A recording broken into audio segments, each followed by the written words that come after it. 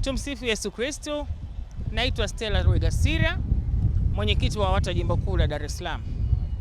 Katika siku hii ya wanawake duniani, nipo hapa kuwahamasisha wanawake wenzangu.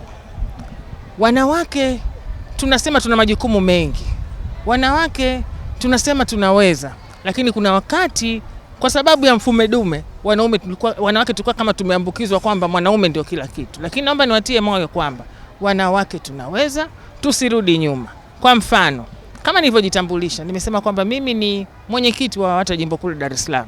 Lakini pamoja na nafasi hiyo, nina kazi zingine ambazo nakwenda nazo kama mama, bila kuangalia jinsia, bila kuangalia kwamba lazima niwe tegemezi, kwa sababu tuna tabia ambayo ipo ya mfumo dume kwamba mwanamke lazima amtegemee mwanaume, ambayo si kweli. Tunasema mwanaume ni kichwa ndani ya nyumba, lakini lazima tumsaidie. Mama, wewe ni kama shingo, unaangalia huku na kule kwamba baba asije akatetereka. Baba ndio kichwa cha familia, lakini wewe ni msaidizi wako. Tuna watoto wa kike.